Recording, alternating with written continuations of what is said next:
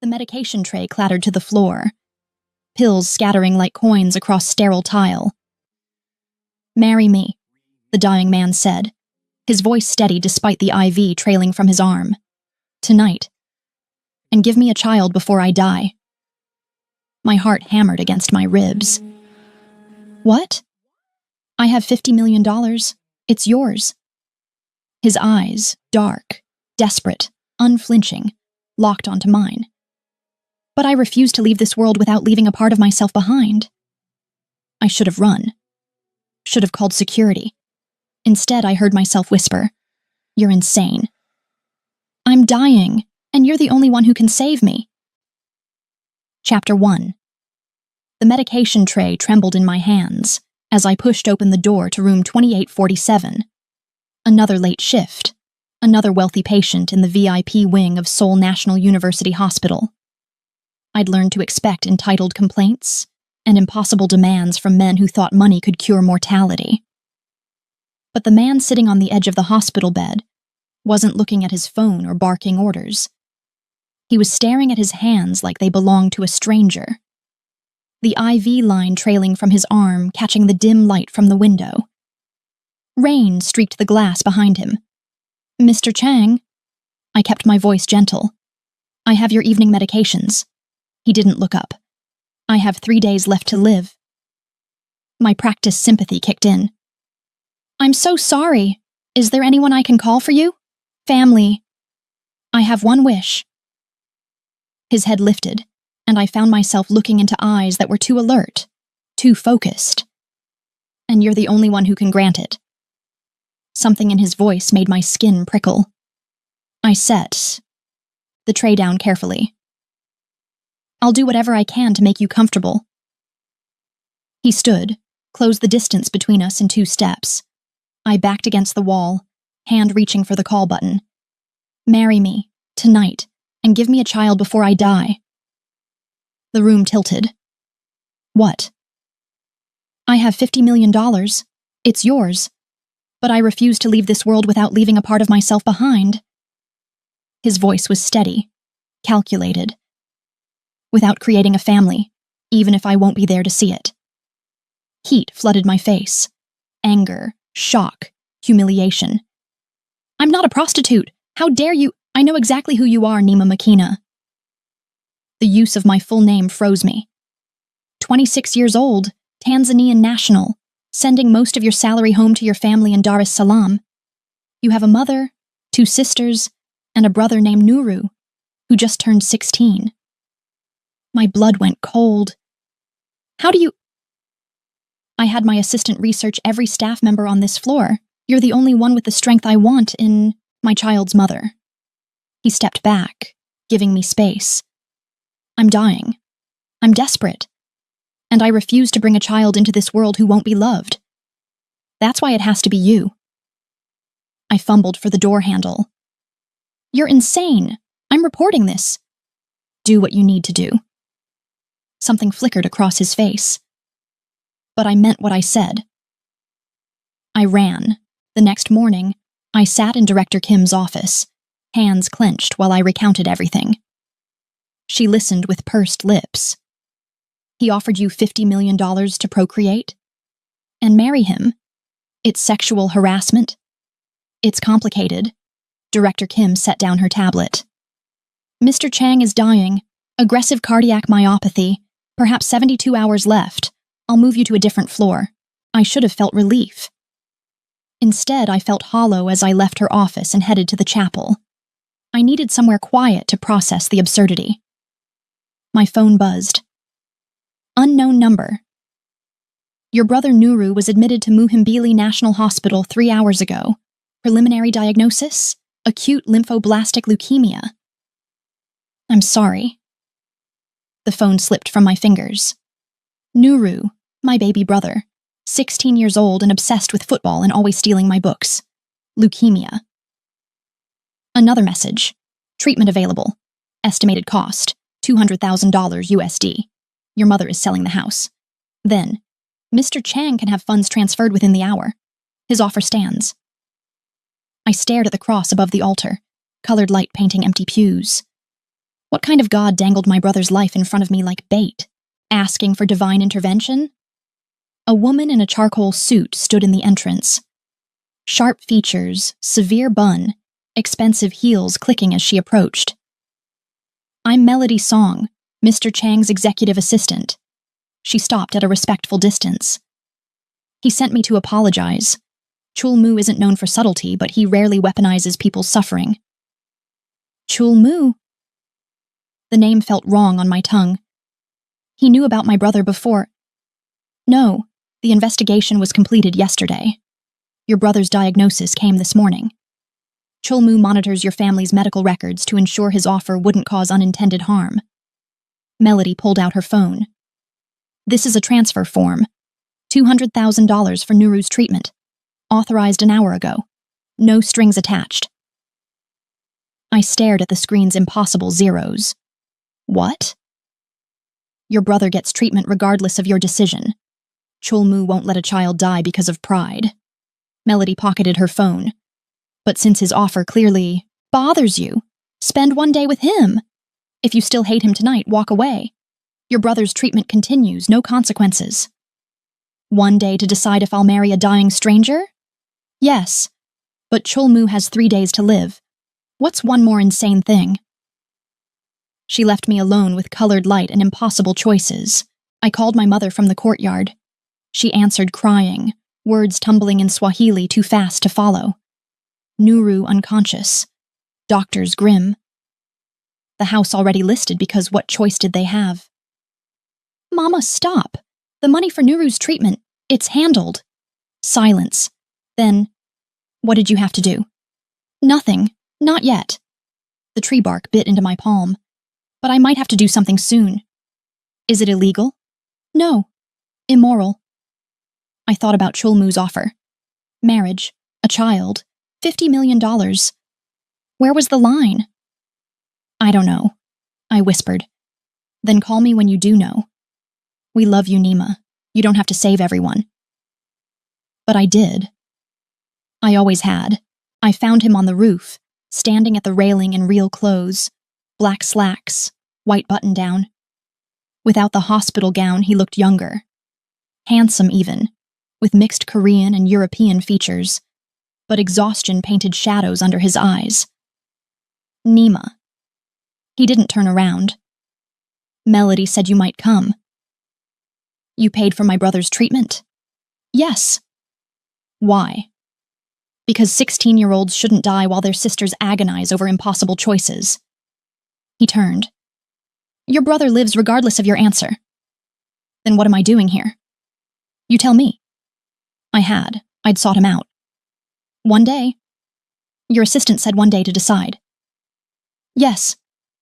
Then I want to understand who you are and why you'd make this offer. I met his eyes. You have until midnight. That's fair. He gestured toward the door. I already arranged things. His penthouse was minimalist perfection. White, black, chrome, no photos, no life. But the dining table held something unexpected. Did you try to make chipsy, mayai? He looked embarrassed for the first time. I researched Tanzanian cuisine. It seemed less threatening than a 5-star restaurant. The dish was a disaster. Rubbery eggs, burned fries, wrong consistency. But he'd tried. It's terrible, I said. I know. Genuinely the worst I've ever seen. I suspected. A real smile. There's a restaurant nearby. No, we're fixing this. Where's your kitchen? An hour later, we cooked together while he asked about Tanzania. Not tourist questions, but real ones about my childhood, my family. He listened like he was memorizing every word. My mother left me at an orphanage when I was 6, he said suddenly, chopping fries. She left a note. I never wanted you. 4 words. The knife in my hand stilled. My British father denied paternity until I made my first billion. Then suddenly I was family. He said it clinically. I sent him back the note. Seemed appropriate. That's why, the child. You think if your child is loved, it proves your mother was wrong. Armchair psychology? lived experience. My father left when I was 8. I spent my childhood terrified I was too much burden. Did your mother leave? No. But the fear never did. I resumed chopping. I understand what you're doing, Chol-Mu. You want to rewrite your story. Does understanding make it less pathetic? It makes it human. We ate on his balcony watching Seoul's afternoon fade. He savored each bite like it might be his last. Maybe it was. The doctors, are they sure? 3 days? Certain as they can be. My heart is deteriorating faster than they can track. Could be 3 days. Could be tonight. His hand trembled. They offered surgery with 3% survival. I declined. You're just giving up. I'm being realistic. I've lived 28 years and never felt connected to another human being. I want to matter before I die. To someone. Anyone. You matter to your employees. Who'll forget me within a week. Bitterness sharpened his voice. My business partner is already circling. Everything I built becomes his legacy. I thought about my own small impacts. Money sent home. Siblings educated. Chol-Mu had billions and nothing. What if I spent the day with you? All of it. Not deciding. Just not letting you be alone. Hope flickered across his face. I'd like that. He took me to Namsan Tower, but we didn't go to the observation deck. A service entrance and VIP pass later, we stood on a restricted platform halfway up. Seoul spread below, lights beginning to twinkle. I came here when I first made my fortune, he said. Wanted to feel like I'd conquered something, but I just felt alone. Is that why you made your offer? You didn't want to die alone? Partially. But also, he turned to me. I wanted to know what it felt like to be chosen. Every relationship I've had has been transactional. No one ever just wanted me. And paying someone $50 million is being chosen. No, but at least it's honest. A breeze carried Seoul's smell. Exhaust and street food and millions of lives. I haven't said yes. I know. This is still insane. Completely. But I understand better now. He looked at me with drowning eyes, and I realized I was starting to care what happened to him. Come on, I said. Show me the actual Seoul. We ended up in a Hojangmacha near Hongdae, orange street tent serving food and soju. Chol-Mu looked out of place, but ordered like he belonged. You come here often? Never. Always wanted to. He poured soju. Can't have the CEO eating street food. Might damage the brand. Sounds exhausting? It was. He raised his glass. To bad decisions? To honesty. I clinked my glass against his. We ate tteokbokki with our fingers. He told me about building his company. All-nighters, failed prototypes, the moment he realized he'd succeeded. I told him about nursing school, about the first death I witnessed, about feeling alien in Korea. Do you miss home? Every day. But I can't go back while there's work to be done. I downed another shot. Sometimes I think about what I'd do if money wasn't an issue. What would you do? Open a clinic in Dar es Salaam. Free healthcare for anyone who needed it. 50 million would build a lot of clinics. I looked at him sharply. Is this a sales pitch? No, just saying. You have dreams. My money could make them real. You're using business terms to describe procreation.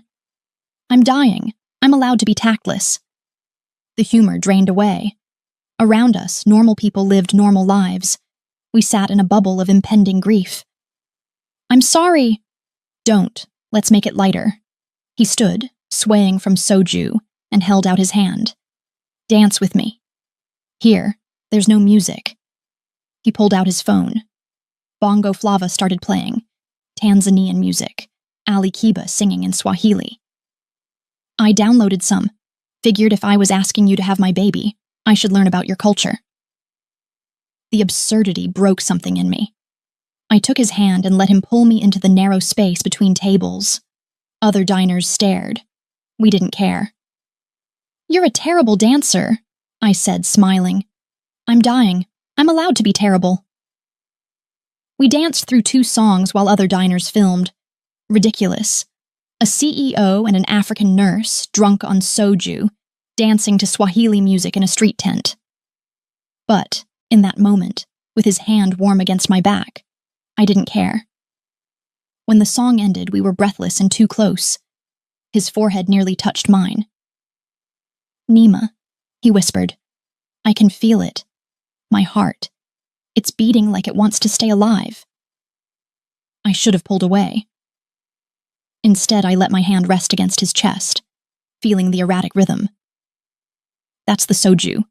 No, it's you. We walked back to the hospital dormitory near midnight. Chulmu was unsteady, probably shouldn't have been out at all. Thank you, he said at the entrance. For today. I still haven't decided. I know. This is still insane. Completely. He smiled. But you don't hate me now? I don't know what I feel. Honesty. You're dying. You're asking something that should be sacred. But you're also the first person in years who asked about my dreams. Is that enough? I don't know. Ask me in the morning. He nodded, started to turn away, then stopped. If you say no and I'll understand, will you visit tomorrow before the end? Yes, I said. I'll visit. In my dormitory room, I stared at my phone. Messages from my mother, Nuru stable, responding to treatment, doctors cautiously optimistic. Money had saved him. Chulmu's money. I typed, I need to see the contracts. Can you meet me at your office tomorrow morning? His response came instantly. I'll send a car. 9 a.m., 9 a.m. I lay back and stared at the ceiling, thinking about hearts and time and whether good choices could come from desperate beginnings. The car arrived at exactly 9 a.m. Melody met me at Chang Technologies lobby and led me to a conference room where legal documents covered the table. Everything's here, she said. Marriage contract, custody agreements, financial trusts, medical directives. I sat and read for 2 hours. Every clause, every stipulation, the contracts were more than generous. They were evidence of a man trying to do something good. $50 million to me outright. 100 million trust for any child. Full custody to me. His name on the birth. Certificate only if I wanted. Monthly photos sent to an executor after his death. So even after I'm gone, a note read, I'll still know my child is loved. This wasn't a transaction. This was a man trying to matter. I found Chulmu in his office at the window. He looked worse. More exhaustion carved into his face, shoulders tight with pain, running out of time. The contracts are thorough, I said. Relief flickered. You read them? Every word, 3 times. I stepped inside, closed the door. You're actually serious. Did you doubt it? Yes, no, I don't know. I moved to the window beside him. This is insane, Chulmu. I know, but I understand why you're asking. I took a breath. I have conditions. He went still. Name them. First, no lies, this baby deserves honesty. Agreed. Second, a real wedding. If I'm creating a child, they deserve to know their parents took it seriously. Agreed. And third, if I get pregnant, you fight. Every treatment, every surgery. You don't get to create life and surrender yours. His jaw tightened. The survival rates are better than 0. That's my price. You get your wish, but you fight to stay alive. Silence stretched. Outside, Soul hummed. Inside, we negotiated the unnegotiable. If I survive, he said slowly, if the 3% works, what happens? We'll be bound by law and biology. What if you regret it? I thought about that. Imagined Chulmu alive, recovering, sharing custody. It should have terrified me. Instead, I felt hope. Then we figure it out, like any parents do. I met his eyes. Do you agree? He searched my face, then held out his hand. I agree. I'll fight. I took his hand. His fingers closed around mine, warm and solid. So, I said, nervous now. What happens? Now we get married. Tonight. Unless you've changed your mind? No, just when? I already have everything arranged. I have maybe 60 hours left. I can't waste them. 60 hours. 2.5 days. Show me. The chapel, I said. Chapter 2. The chapel was small, private, utterly beautiful. Afternoon light filtered through stained glass. Melody waited with garment bags. I chose options based on your style, she said, laying them across a pew. Simple, elegant. I touched white silk with delicate lace. This is perfect. In the dressing room, I changed with shaking hands. This was happening. In 2 hours, I'd be married. Tonight, I couldn't finish the thought. When I emerged, Chulmu stood at the altar in a sharp black suit. When he saw me, he went completely still. Nima, you're beautiful. It's just a dress. No. He moved toward me. You're giving me something I don't deserve. That's what makes you beautiful. The officiant arrived, a kind-faced woman who asked no questions. She produced 2 platinum bands. They might need resizing? They're fine, I said. The ceremony was brief. Just us, Melody as witness, the officiant. Setting sun painted everything amber as we stood facing each other. The couple has chosen their own vows, the officiant said. Chulmu? He looked into my eyes. Nima, I promise to leave you free. I promise to let our child know love through you. I promise not to haunt you with guilt. You're giving me the chance to matter. That's everything. My throat closed. His vows were about absence, about leaving, heartbreaking and honest. Nima? I swallowed hard. Chulmu, I promise to tell our child about you. I promise they'll know you chose to create them out of love, not loneliness. I promise your legacy won't be money. It will be a child who knows their father wanted them loved. His eyes went glassy. He blinked rapidly. By the power vested in me, I pronounce you husband and wife. You may kiss. He cupped my face gently. When he kissed me, it was tender. Careful, like I was something precious he was afraid to break. When we pulled apart, we were both crying. Mr. and Mrs. Chang, the officiant announced to the empty chapel.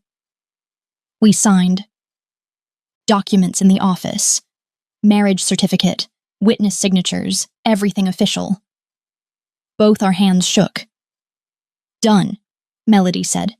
Legally married as of 6:47 p.m. What happens now? I asked, lost.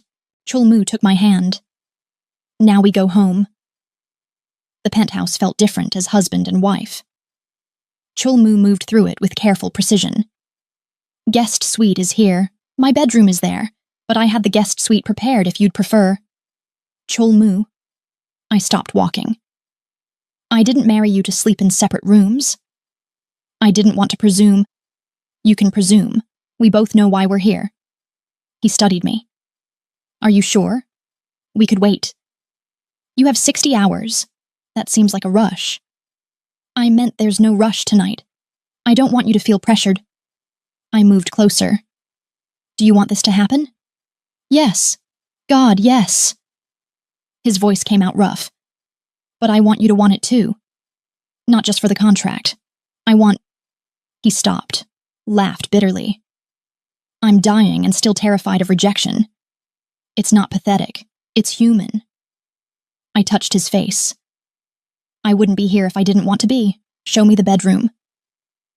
His breath caught. For a heartbeat, we just stood there. Then he took my hand and led me down the hall. The bedroom was minimalist. Large bed, floor-to-ceiling windows, nothing personal.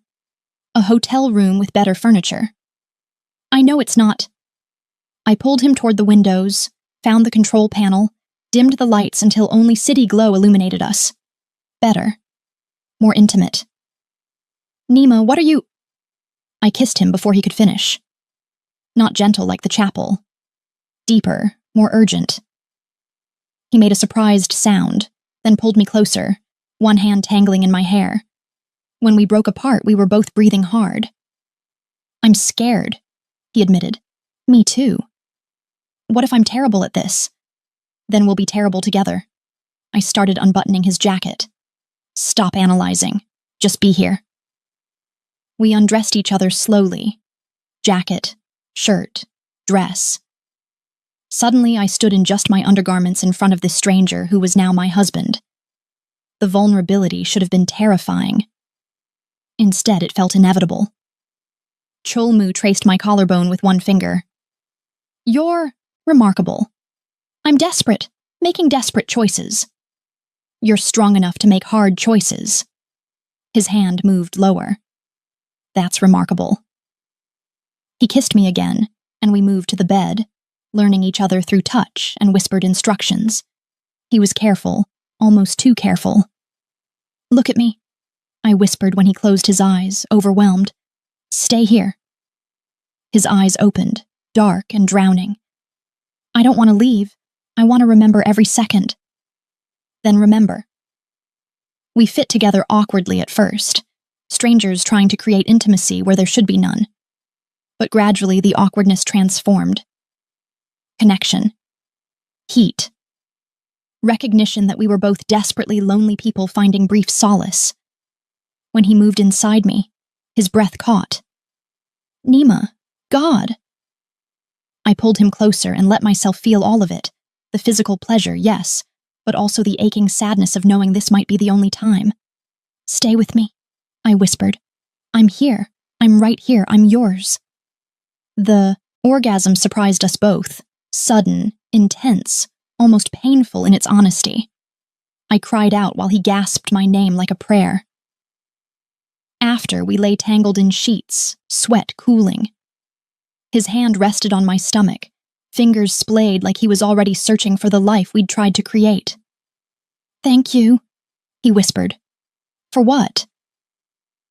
For making me feel human. For 3 hours, I wasn't dying. I was just someone who mattered to you. I turned to face him, traced his jaw. You matter, Cholmu. Before tonight and after you're gone. That's what legacy means. He pulled me close, and I let him hold me while the city hummed and time continued its countdown. Tell me something true, I said. Something you've never told anyone. Long silence.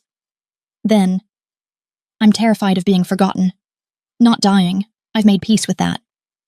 But leaving nothing behind, being erased like I never existed, it's the only thing that still scares me. You won't be forgotten, I promise. Our child will know you. What if will know? There's no child. Then we try again tomorrow, until we run out of time or it works. I turned in his arms. You said 60 hours. That's 60 hours of chances. Something shifted in his expression. You're stubborn. I'm Tanzanian. We don't quit. I kissed him. Now sleep. He smiled against my mouth and we drifted off tangled together. I woke to retching from the bathroom. I scrambled out of bed, grabbed his shirt, and ran. He was on the floor by the toilet, shaking, one hand pressed against his chest. His skin had gone gray. Cholmu! I dropped beside him, checking his pulse. Too fast, irregular. How long? Just started. Didn't want to wake you. He tried to smile. Romantic, right? Shut up. I pulled out my phone, dialing the hospital. You're having an episode. No. His hand closed over my phone. Not yet. Please. You're actively dying. I'm aware. Another wave of nausea hit. When it passed, he sagged. But if I go now, they'll keep me there. I'll die in a sterile room. Please, give me today. Tomorrow I'll go back, do whatever treatments they recommend. This was insane. Medically irresponsible. Potentially dangerous. Fine, I heard myself say. But you do exactly what I tell you. Deal. I got him to bed, raided his medicine cabinet. Anti-nausea medication, beta blockers, pain relievers. Not enough, but it would have to do. Drink this. I handed him water with electrolytes. Slow sips. He obeyed, watching me. How do you stay calm? I am panicking. I'm just better at hiding it. I checked his pulse again, stabilizing. Besides, someone has to be the adult. Definitely not me. He caught my wrist, pulled me down beside him. I'm sorry. This isn't how the morning after should go. I had low expectations. But I brushed hair off his forehead. How are you feeling, honestly?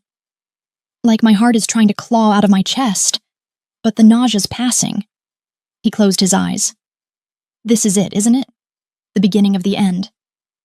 Not if I have anything to say about it. I stood, decisive. Get dressed. We're leaving. Where? You'll see. An hour later, we stood in Dr. Rachel Osei's office at Samsung Medical Center. I'd called in every favor to get this meeting. Dr. Osei was Ghanaian, 50s, with silver-streaked hair and a direct gaze. She reviewed Cholmu's files on her tablet. Aggressive cardiac myopathy. Your previous physicians recommended hospice. Why are you here? My wife convinced me to fight. He reached for my hand. The odds are terrible, Dr. Osei agreed. Traditional surgery has 3% survival, but I specialize in experimental stem cell therapy, combined with genetic modification. The survival rate is higher. How much higher? I asked. 40%. We've done 12 procedures. 5 patients survived. 7 died during surgery or within 72 hours after. 40%. Better than 3. What would it involve? Cholmu's voice was steady, but his hand trembled. 12-hour surgery. We harvest stem cells, modify them using CRISPR to target your genetic markers, inject them into damaged tissue while repairing structural defects. Recovery takes 6 months minimum. Significant chance of rejection, infection, complications. But 40% chance I live. 40% you survive surgery and initial recovery. Long-term prognosis is unknown. Our oldest survivor is 3 years post-op. Dr. Osei looked between us. You should know the surgery will make Mr. Chang infertile. If you haven't conceived yet, you won't afterward. The air left the room. We looked at each other. Risk surgery now and potentially never conceive. Wait and risk dying before we could try again. How long can we wait? I asked. Based on deterioration rate? Perhaps 48 hours. After that, he'll be too weak. 48 hours. 2 days. Can we have a moment? Cholmu asked. Dr. Osei left. Silence filled the office. We should do the surgery, Cholmu said finally. Now. Today. But the baby might not exist yet. Might never exist. But if I survive, I'll be alive. That's worth more than a hypothetical child. He was right. Logically, obviously right. What if I'm already pregnant? Then we'll know in 2 weeks, but we can't risk my life on a maybe. He cupped my face. You told me to fight. This is fighting. Choosing to live. Your legacy? You matter more. The words came out fierce. These 2 days with you mean more than 28 years of building empires. If I die, fine, but I want to die knowing I tried for me, for us. I thought about Nuru, about my family, about the 50 million I'd get regardless. His life mattered more than his legacy. Okay, I said. We do the surgery. Now? No. I stood, pulled him up. You wanted 1 more day of living. Dr. Osei said 48 hours. That gives us time. I took him to Bukhansan National Park. Despite protests, he was too weak. We didn't go far, just to a secluded spot where Seoul's noise faded to birdsong and rustling leaves. This is where I come when I'm homesick, I said, spreading a blanket. It reminds me of home. Cholmu sat, breathing hard but smiling. It's beautiful. It's peace. We lay back on the blanket, looking up at the canopy filtering sunlight. Sitting still feels like the only thing worth doing now, he said quietly. Thank you for this.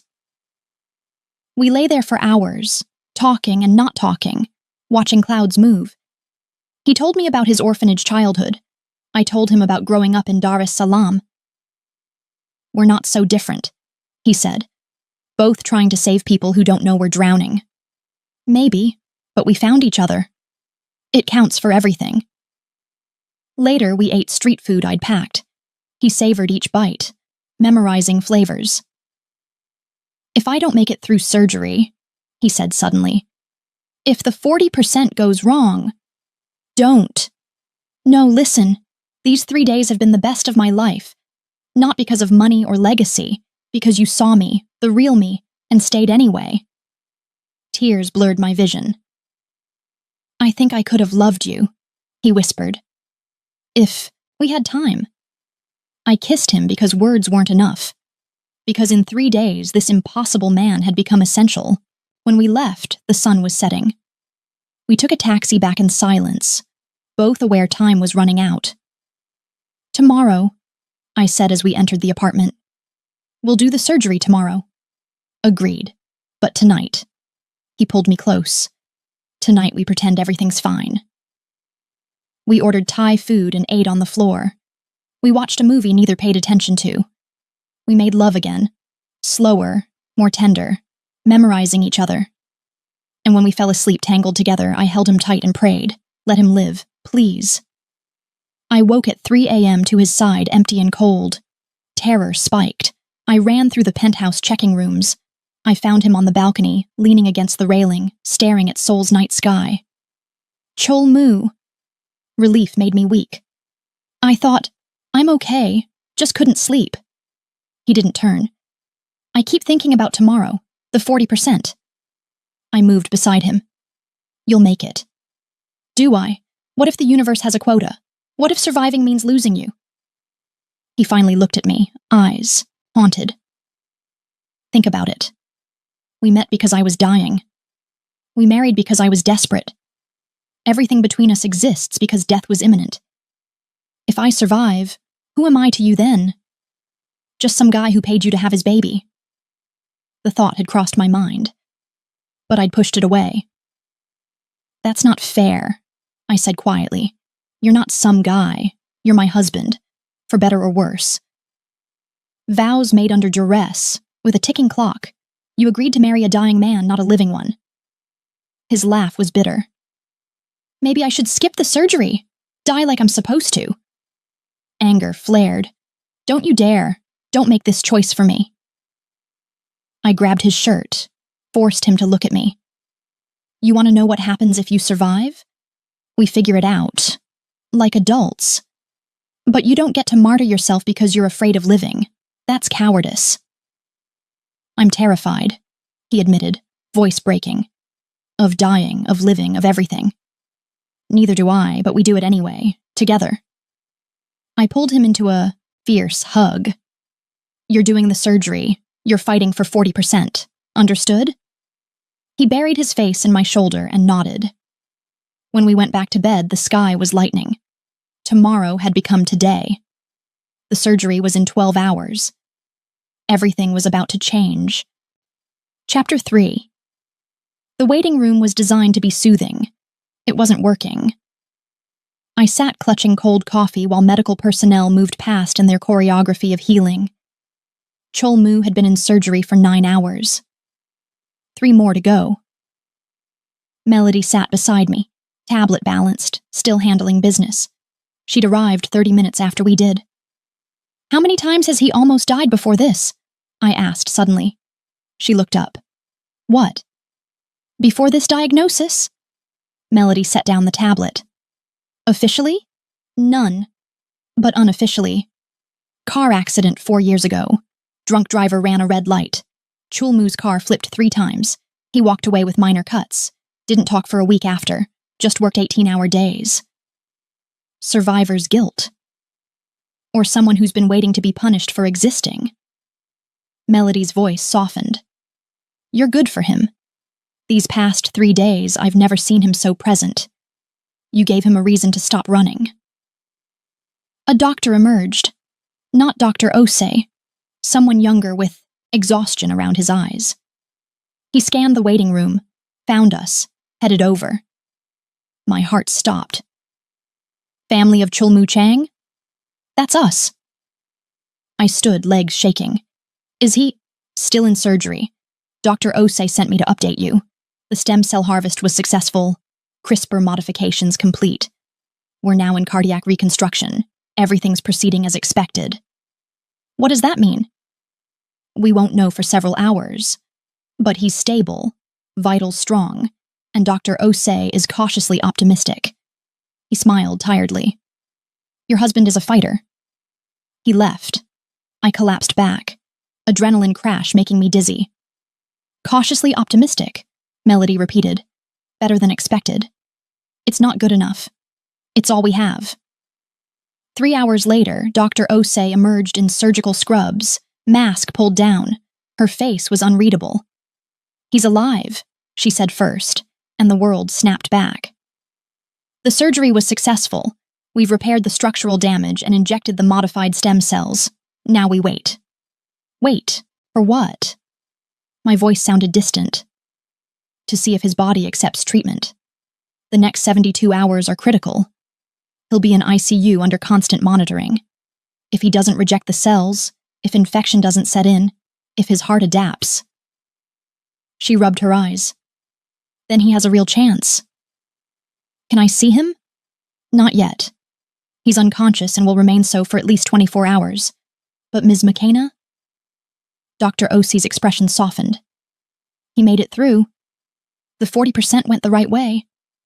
Celebrate that, even if the fight isn't over. She left. I stood trying to process. Alive. Chulmu was alive. 40% had been enough. Nima. Melody's voice pulled me back. You should go home. Get sleep. I'm not leaving. Then at least eat something. Ms. McKenna? A nurse approached. Dr. Osei wanted you to know. Mr. Chang had instructions in case he didn't survive. There's a package at the nurse's station. My stomach dropped. Instructions. A package.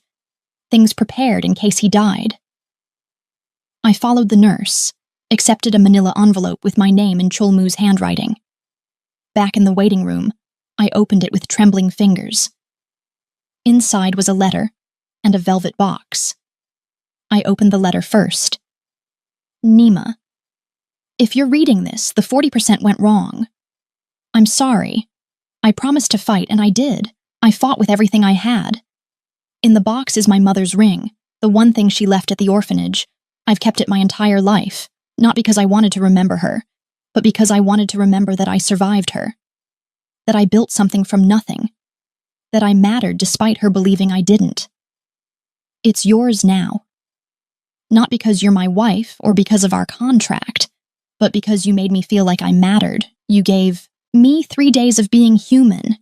That's worth more than any company or fortune. The 50 million is yours regardless. Take it. Build your clinics. Be the kind of person who makes the world better. And if there's a child, my God, if there's a child, tell them their father was an idiot who paid too much for happiness but found it anyway. Tell them I loved you, even if we called it something else. Thank you for fighting for me when I didn't know how to fight for myself. Chulmu tears blurred the words. I opened the velvet box with shaking hands. The ring was simple, silver band with a small sapphire, old-fashioned and clearly loved. This was the only thing his mother had left him, and he'd given it to me. He made it, I said to the empty letter. You idiot, you survived. But I put the ring on anyway, next to the wedding band. It fit perfectly. I stayed at the hospital for 2 days. ICU had strict visiting hours, but I'd called in favors, leveraged my credentials. They let me sit beside his bed 30 minutes every 4 hours. He looked smaller in the hospital bed, diminished by machines and monitors and IV lines. But his vitals were strong, heart rate steady, blood pressure stable.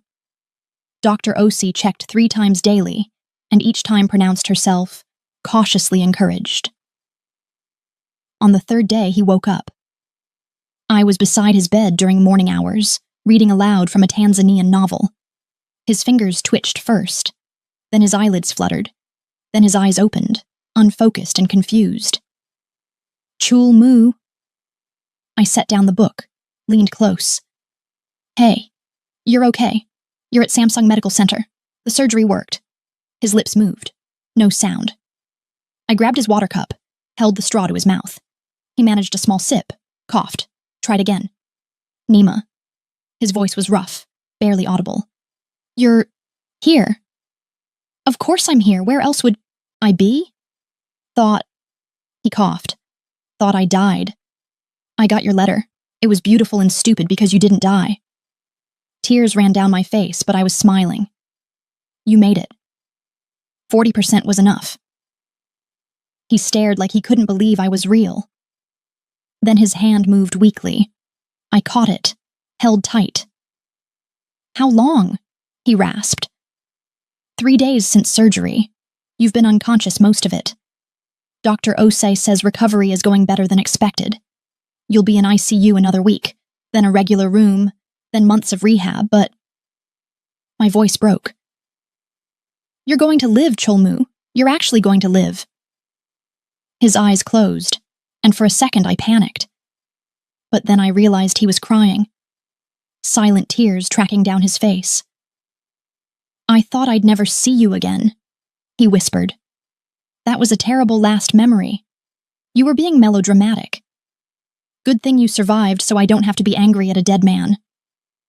He laughed, but it turned into a cough that made monitors beep. A nurse rushed in, checked vitals, adjusted something. He needs rest, she said firmly. Evening visiting hours. I'm not leaving. Ms. McKenna. I'm his wife. I'm a registered nurse, and I'm not leaving. I met her eyes. Try to make me.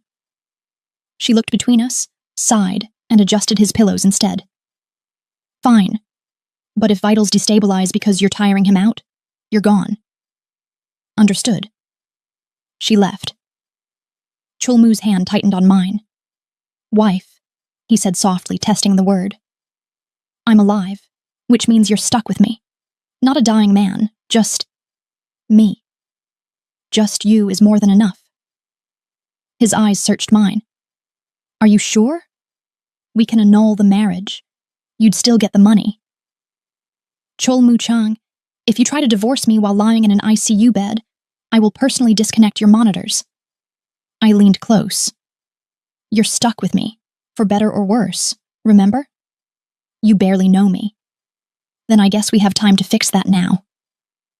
A smile crossed his face, genuine, full, alive. Yeah, I guess we do, but across town, in Chang Technologies' executive suite, Theron Vale was making plans of his own. Chapter 4. Recovery was brutal. Cholmu spent 2 weeks in ICU, another 3 in a regular room, then was released under strict home care. No stress, no work, no exertion beyond supervised physical therapy. I took leave from the hospital. Melody quietly arranged for my salary to continue through Chang Technologies' healthcare fund. She also hired a private nurse to assist. The penthouse transformed. I brought in plants, lots of them, and Tanzanian textiles that added color. I cooked familiar foods Cholmu learned to love. We watched terrible Korean dramas while he did breathing exercises. We played cards and argued about business decisions and slowly learned how to be married for real. 6 weeks after surgery, Dr. Osei cleared him for gentle activity. We celebrated by walking to the park, Cholmu moving slowly, stopping frequently, but moving. It took 40 minutes to cover a distance that used to take 10. But when we sat on a bench overlooking the Han River, he was smiling. I forgot what this felt like, he said. Just existing. No agenda, just being alive. You'll have to get used to it. 6 months minimum before you can return to work. I handed him water. 6 months of aggressive boredom. I have you? How boring can it be? Delusional if you think I'm entertaining enough for 6 months? I disagree. He took my hand. You're the most interesting thing that's ever happened to me. That's when my phone buzzed. Melody's name flashed on screen. Nima, she said when I answered. We have a problem. Theron Vale called an emergency board meeting. He's trying to declare Cholmu mentally incompetent and vote him out as CEO. What? On what grounds? The marriage. He's arguing Chulmu made irrational decisions while under duress of his diagnosis.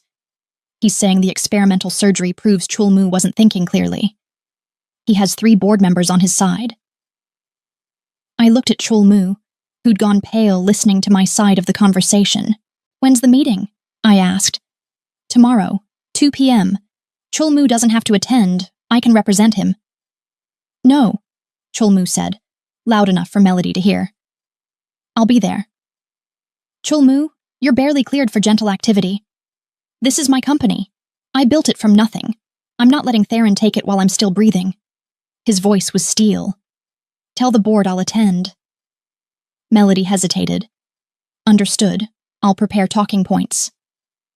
She hung up. Chulmu stood, paced, more energy than I'd seen in weeks. "That vulture," he muttered. "He's been waiting for this, probably planned it the moment I went into surgery." "Chulmu, you don't have to do this. You could let Melody handle." "No, this is mine. Everything I built, everything I am. It's in that company." He turned to me, eyes fierce. "I survived 40% odds. I'm not backing down from Theron Vale." The next day, I helped Chulmu into a suit, the first time he'd worn anything but comfortable clothes since surgery. He moved carefully, still weak, but determination straightened his spine. "You don't have to come," he said as we prepared to leave. "I'm coming. It could get ugly. I'm coming." I straightened his tie. "For better or worse, remember? That includes board meetings with vultures. Hong Technologies' boardroom was intimidating. Long table, leather chairs, wall of windows. 8 board members were already seated when we arrived. Theron Vale sat at the far end, perfectly composed in a charcoal suit. When he saw Chulmu, something flickered across his face. Surprise? Annoyance? "Chulmu," he said smoothly. "I didn't expect you to attend, given your condition." "My condition is recovering nicely, Theron. Thanks for your concern." Chulmu took his seat at the head of the table. I stood behind him, hand on his shoulder. "Let's begin." Theron opened a folder. "The board has expressed concerns about recent decisions made by Mr. Chang, specifically his hasty marriage and decision to undergo experimental surgery with minimal survival odds. These choices suggest impaired judgment." "I chose to live," Chulmu interrupted. "That's impaired judgment?" "You chose to gamble with your life and by extension the company's future. You married a woman you'd known for, 3 days. Who convinced me to fight instead of accepting death. My wife saved my life. How is that poor judgment? She's also receiving $50 million and full custody of any children. That's quite an incentive." I stepped forward before I could stop myself. "How dare you suggest I married him for money?" "Ms. McKenna, please." Theron smiled coldly. "This is a board meeting, not a family dispute. The facts are simple. Chulmu made impulsive, irrational decisions while facing terminal diagnosis. The board needs leadership that's stable, predictable." "Boring," Chulmu finished. "You want safe leadership that won't take risks. That's not how I built this company. No, you built it through calculated risks, not desperate gambles." Theron looked around the table.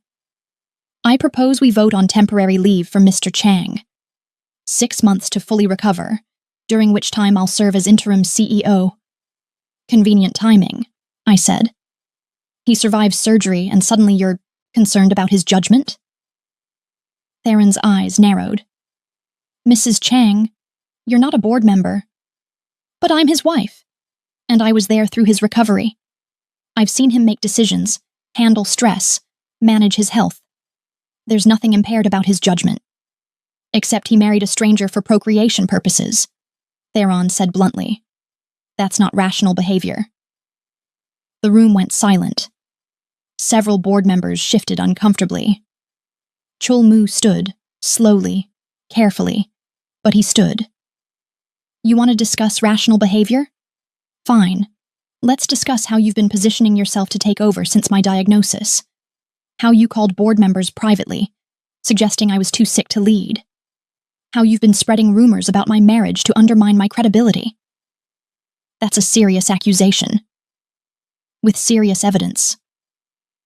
Chul-Mu pulled out his phone, tapped something, and a recording played through the boardroom speakers. Theron's voice, tinny but clear. Chul-Mu won't survive the surgery. And even if he does, he'll be too weak to lead.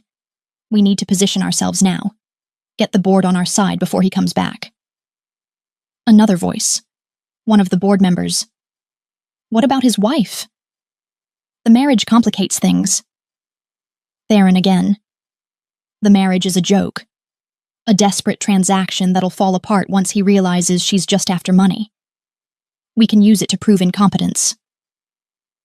The recording stopped. The board member who'd been on the call had gone pale. I had Melody monitor all communication involving me or the company during my recovery, Chul-Mu said calmly. Paranoid. Maybe, but apparently justified. Theron's composure finally cracked. That's illegal recording. In Korea? Actually, it's not. Single-party consent. Melody was on the call legally as my representative. Chul-Mu moved around the table, slowly but steadily.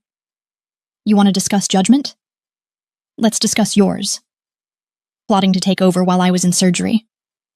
Manipulating board members, spreading lies about my wife. I was protecting the company. You were protecting your ambition. Chul-Mu reached Theron's seat. I built this company.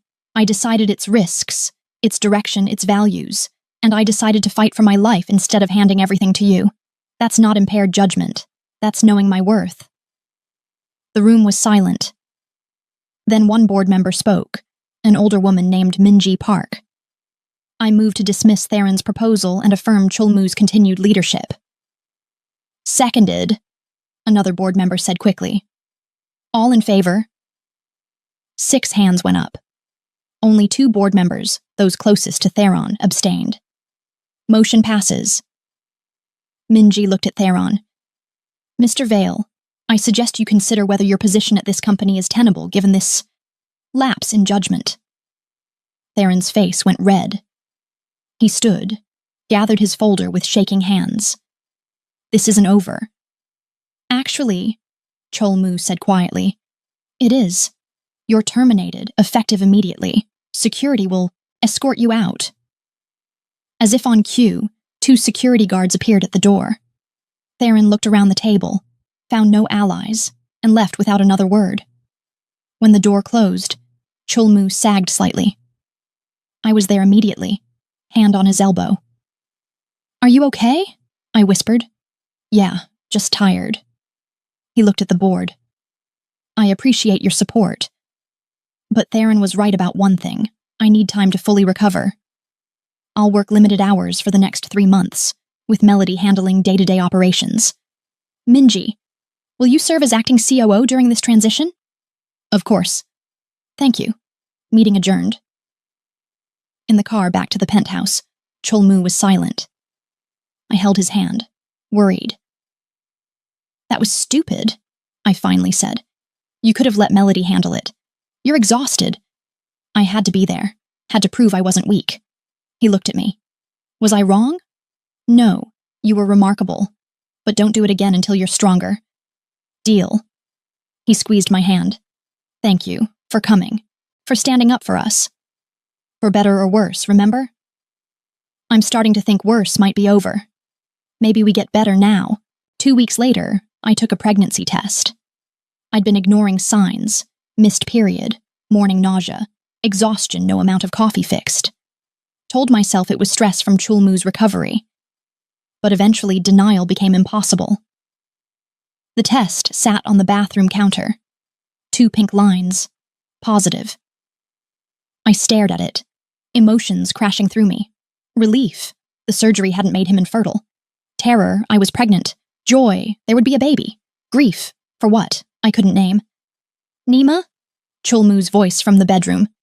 You okay? I picked up the test with shaking hands and walked out. He was sitting up in bed, book in lap, looking healthier than he had in weeks. I'm pregnant, I said, The book fell from his hands. For a long moment, he just stared. Then slowly, carefully, he got out of bed and crossed the room. His hands hovered over my still flat stomach. "May I?" I nodded. He placed his palms against my abdomen, fingers spread wide. "There's a baby," he whispered. "An actual baby. We made a person." "I know it's complicated." He kissed me, cutting off the words. When we broke apart, he was crying. "I'm going to be here for this," he said fiercely. "I'm going to see them born and take them to school and teach them everything. I'm going to be the father I never had. Because I survived. Because you fought for me. Because 40% was enough."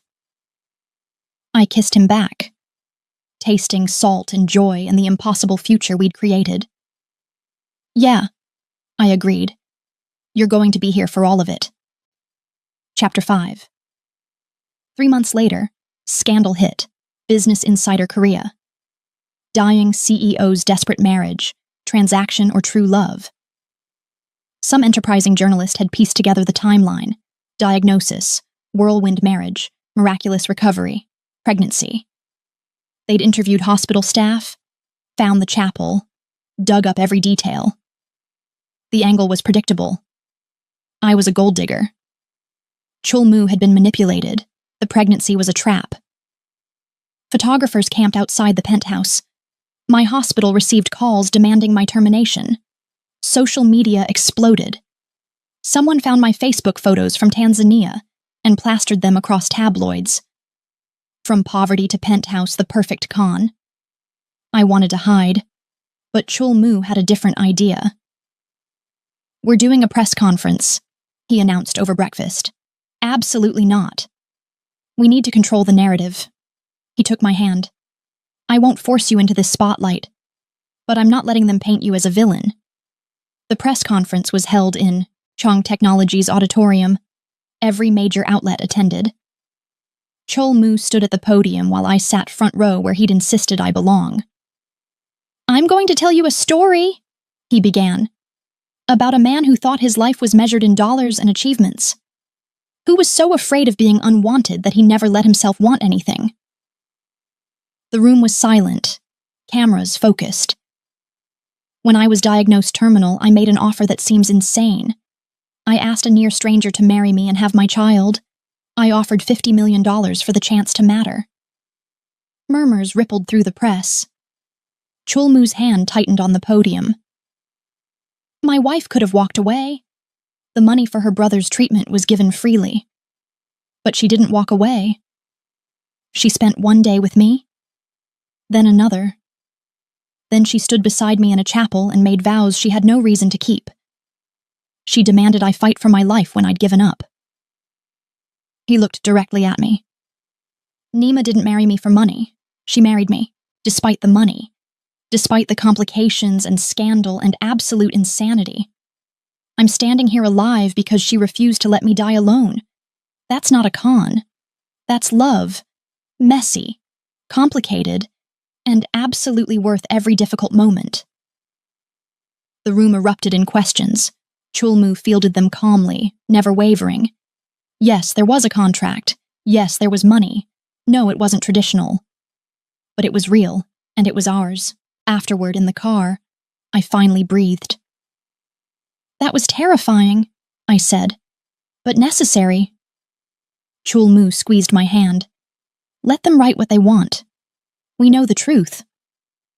The scandal didn't disappear overnight, but slowly the narrative shifted. Human interest stories about terminal patients and last wishes. Think pieces about non-traditional relationships. Someone started Our Love at the End, celebrating people who'd found connection in unlikely circumstances. 6 months after surgery, 9 months after we first met, our daughter was born. Labor lasted 14 hours. Chul-Moo stayed the entire time, holding my hand, looking progressively more terrified. When the baby finally arrived, screaming and perfect, he stood frozen. "Chul-Moo," I said, exhausted but smiling. "Meet your daughter." The nurse placed the baby in his arms. I watched his entire world realign. He stared down at the tiny, wriggling human, his expression cycling through awe and terror and overwhelming love.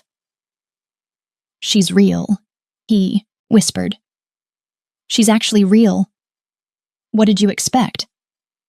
"I don't know, He carefully sat beside my bed, cradling our daughter. "Hi, I'm your dad. I almost died before meeting you, but I didn't, so here we are. I'm going to be terrible at this, but I promise to try. I promise to love you and tell you embarrassing stories about your mother. Chul Mu. And make sure you know you were wanted. So wanted. That's the important part." I watched him fall in love with our daughter, watched decades of loneliness crack open for something new. "We should name her," I said. "I like Malaika. It means grace in Swahili. She's our grace, the impossible thing that shouldn't exist but does." "Malaika Grace Chang," I smiled. "Perfect." He looked up, eyes shining. "Thank you for fighting for us, for this." He gestured at the baby, at himself. "I was supposed to die 9 months ago. Instead, I got everything." We both did. 3 months later, we sat in our penthouse living room, now filled with plants and textiles and baby equipment. Malaika slept in her bassinet while we ate dinner on the floor, like we'd done on our first night together. "I've been thinking," Chul Mu said, "about the money. The 50 million. I set down my fork. "What about it? I want to build something with it. Something that matters." He pulled out his tablet, showed me architectural plans. A medical center in Dar es Salaam, the Makena Chang Medical Center. Free healthcare, training programs for nurses and doctors. Your dream. I stared at the plans, throat tight. "Chul Mu? It'll take 2 years to build, but imagine it, a place where kids like your brother get treatment regardless of money, where families don't have to choose between selling their home and saving their child." He took my hand. "We started with a transaction. Let's turn it into something that outlasts us both." Tears streamed down my face. "Yes, let's build it." Together? Always together. He kissed me, and Malaika chose that moment to wake, crying. We both laughed, and Chul Mu went to pick her up, holding her against his chest while she settled. "I was supposed to die in 3 days," he said softly, looking at our daughter. "Instead, I got a lifetime." I moved to stand beside him, wrapping my arms around both of them. "Best deal you ever made?" "Way better than my first acquisition." He grinned. "That one was all business. This one's personal." We stood there in our transformed penthouse, no longer sterile and empty, but full of life and color, and the beautiful chaos of family. And I thought about how 3 days had been enough to fall in love, how 40% odds had been enough to survive, how one impossible choice had led to this, a husband I adored, a daughter we'd created, and a future built not on desperation but on stubborn hope. "I love you," I said. "I love you too." He kissed the top of my head. "Thank you for refusing to let me die alone. Thank you for choosing to live." Malaika gurgled between us, completely unaware that her existence was a miracle, that she'd been wished for before she was conceived, that her parents had built a family from nothing but a shocking proposal, and the radical belief that even the strangest beginnings could lead to beautiful endings. 3 days had become a lifetime, and we were just getting started. The end. Before you go, do you believe love can start as a transaction and turn into a lifetime? Tell me your answer in the comments. I read every single one. If this story touched you even a little, like this video, subscribe to Afro Soul Love for more Afro-Korean stories every Wednesday, and share this with someone who still believes in impossible love. I'll see you in the next story.